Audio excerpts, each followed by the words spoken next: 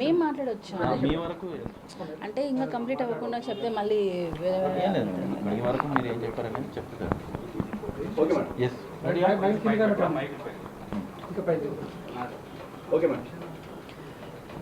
మీ doubts ఏంటి చెప్పండి.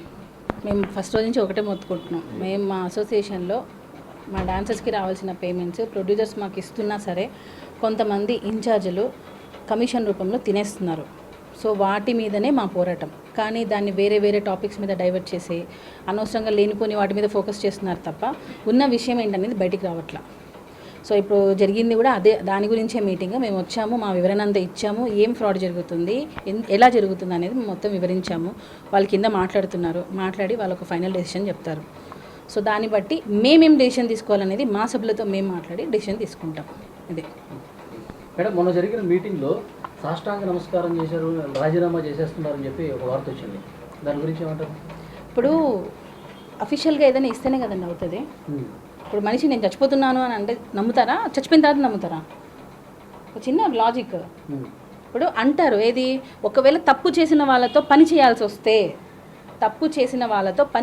వస్తే అలాంటి వారితో పని చేయడం కంటే మనం పదవిలో నుండి వెళ్ళిపోవడం బెటర్ అనే ఆప్షన్ని మేము చూస్ చేసుకుంటాం. ఎందుకంటే తప్పు చేసినప్పుడు తప్పుకి సపోర్ట్ చేయడం కూడా తప్పే అంటున్నా. సో అలాంటి వారితో పని చేయని అంటే ఎలా పని చేస్తారు? సో రాజీనామాలు పెట్టమని మేము ఎవరం అడగలేదు, వాళ్ళే పెట్టారు.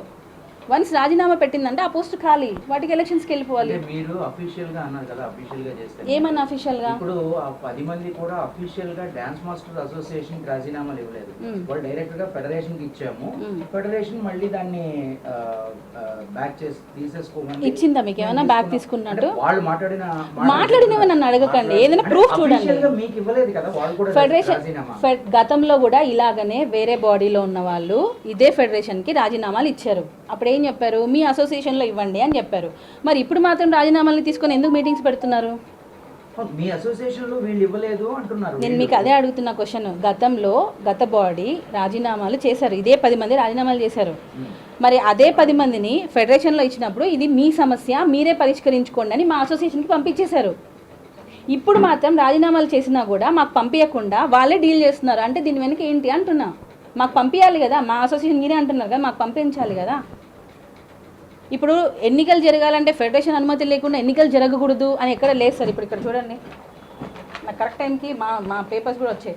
ఇప్పుడు ఇక్కడ ఏముంది? తెలుగు చలనచిత్ర పరిశ్రమ కార్మిక సమాఖ్య ఫెడరేషన్ వారు ప్రతినిధుల ద్వారా లేదా కార్మిక శాఖ అధికారుల ద్వారా ఎన్నికలు జరుపుకోవాలి. అంతే తప్ప ఓన్లీ ఫెడరేషన్ ద్వారానే ఎన్నికలు జరుపుకోవాలని లేదు సార్. ఇవన్నీ కరెక్టేనండి. అంటే ఎవరైతే రాజీనామా చేశారో అసలు మేము డాన్స్ మాస్టర్ అసోసియేషన్ కి మేము రాజీనామా ఇవ్వలేదు. మేము ఓన్లీ ఫెడరేషన్ వరకు వెళ్ళాము.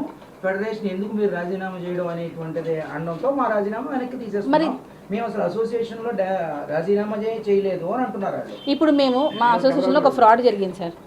మా దానిలో ఒక ఫ్రాడ్ జరిగింది. మేము ఆల్రెడీ దాన్ని జనరల్ బాడీలో బట్టి మేము ప్రూవ్ చేసాము. అది వచ్చి మరి నేను ఆల్రెడీ చెప్పా, అదే అన్నా నేను కింద ఆల్రెడీ జరుగుతుంది మీటింగ్ అని చెప్పాను. ఇక్కడ మీటింగ్ జరుగుతుంది, మీరు ఇలా ఏం తేలంది మీరు లేదు అభిప్రాయం అంటే మళ్ళీ అది బయటికి ఇప్పుడు మేమేదో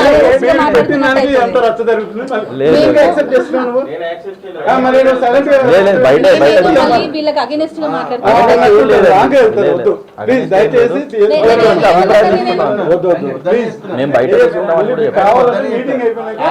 అన్నతో ఇప్పిస్తాం.